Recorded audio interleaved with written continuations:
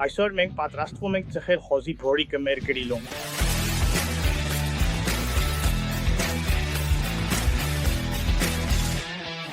Այն, ինչ դուք փնտրում եք այս խոզի փորիկի վրա, լավ նիհար է, որը սա է, այստեղ, ճարպի հարաբերակցությունը։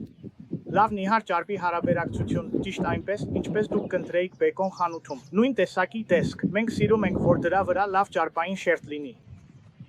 Եթե պետք է կտրել որոշ ճարպ, որը ես կցանկանայի կտրել, կարող եք տեսնել հենց այնտեղ։ Կտրեք այն մոտավորապես 4 դյույմից մինչ 3/8-րդ։ Եվ կրկին, եթե դուք հարմար չեք դա անել, կարող եք ձեր մսագործին խնդրել դա անել խանութում։ Այսպիսով, այն, ինչ ես պատրաստվում եմ անել, պարզապես կտրելն է։ Մի փոքր մաս այնտեղից։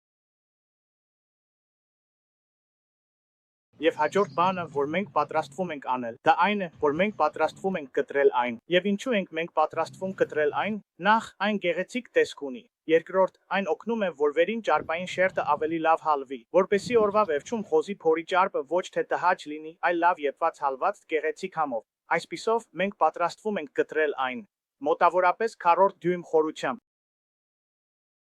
Ակնհայտ է, որ լավ սուլտանակը լավ է աշխատում։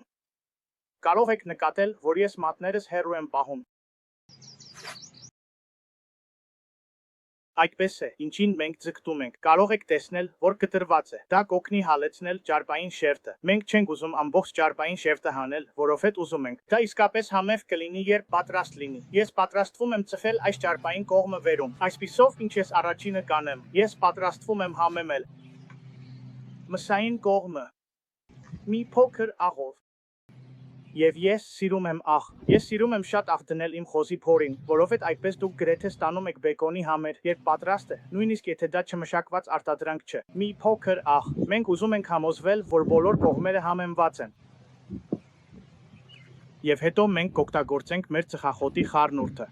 Կրկին, դուք կարող եք օգտագործել ցանկացած խառնուրդ։ Դուք գիտեք, որ ուզում եք տանը պատրաստել համեղ, ավելացրեք տարբեր համեմունքներ այնտեղ։ Եթե ուզում եք ձեր խոզի փորը ավելի համեղ դարձնել, ավելացրեք կայնենյան պղպեղ, եթե ուզում եք ավելի համեղ, ավելացրեք ռոզմարին, թարխուն, նման բաներ։ Եվ այսօր ես օգտագործում եմ կոշեր աղ։ Ես սիրում եմ կոշեր աղ, որովհետև կարող եմ տեսնել, թե ինչ եմ անում։ Կարող եմ տեսնել հատիկները, որոնք ավելացնում եմ, այնպես որ կարող եմ տեսնել, թե որքան եմ իրականում ավելացնում։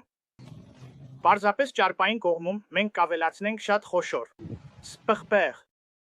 Միակ պատճառը, որ ես դա անում եմ վերի կողմում, այն է, որ շատ բան կընկնի ներքի կողմից, այնպես որ դա իմ ժամանակի արժանի չէ։ Եվ նա այն ունի միտում այրվել ներքում։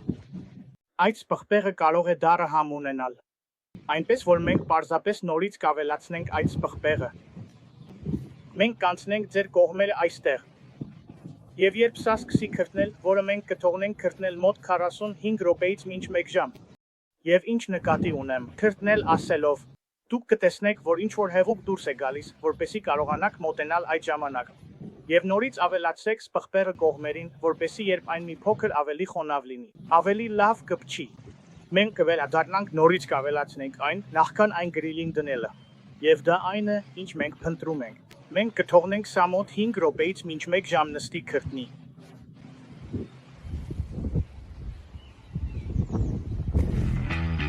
Մենք սա կտանենք մեր ածխային գրիլին, որը ես արդեն պատրաստել եմ։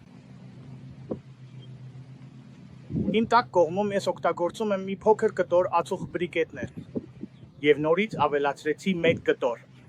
թրջված խնձորի փայտ։ Ես սիրում եմ թրջել խնձորի փայտը կամ ցանկացած կտոր փայտ, որպեսզի այն արագ չայրվի։ Այն մի տեսակ ծխում է ամբողջ պատրաստման ընթացքում։ Ես պարզապես 1 կտոր եմ դնում։ Սա փոքր ծխող սարք է։ Եթե դուք օգտագործում եք ավելի մեծ ծխող սարք, գուցե ցանկանաք ավելացնել ավելի շատ փայտ։ Այսպիսով, մենք այն կտեղափոխենք հենց այստեղ։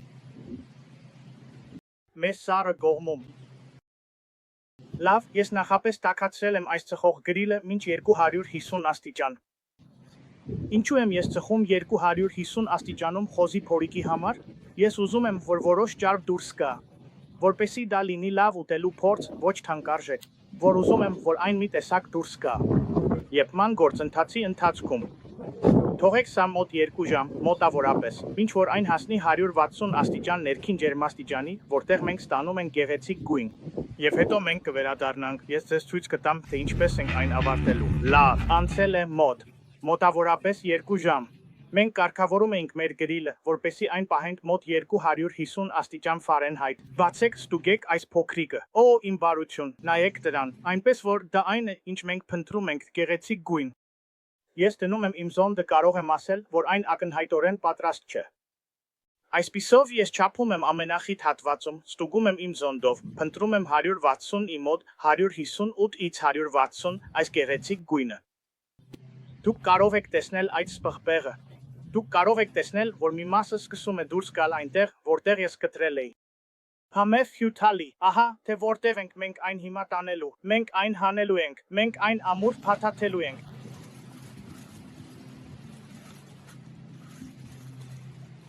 Եվ մենք այն նորից դնելու ենք մեր ծխող գրիլին, որը 250 աստիճան է։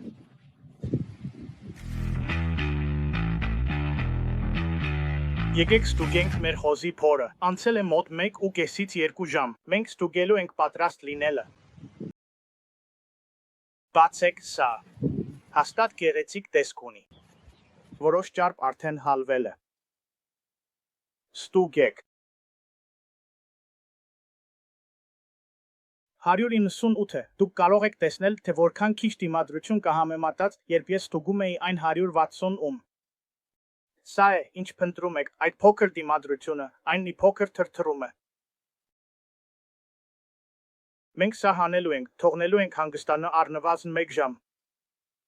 Հետո այն իսկապես կարագի պես կդառնա։ Ես պատրաստվում եմ կտրել սա այստեղ, տեսնել, թե ինչ ունենք։ Սա այստեղ է։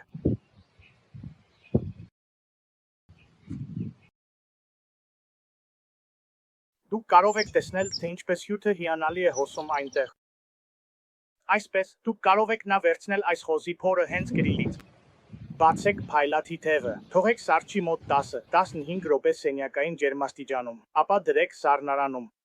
Թողեք սառչի գիշերը մինչ 40 աստիճան։ Եվ այդ պահին կարող եք կտրատել այն խորանարդիկների, դարձնել խոզի փորի այրված ծայրեր։ Դուք կարող եք կտրել այն գրեթե ինչպես բեկոնի շերտ, դնել տապակի վրա ձվերի կամ պոթի հետ։ Այսպիսով կա մի հետաքրքիր որով կարող եք դա անել։ Սառը վիճակում ոչ միայն ուտել այն անմիջապես գրիլից տակ։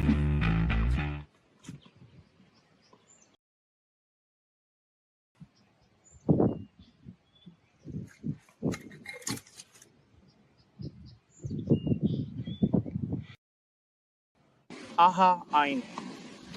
Գեղեցիկ խոզի փոր, որը կարող եք վայելել անմիջապես գրիլից կամ պահել հետագայի համար պատրաստել հիանալի ուտեստներ։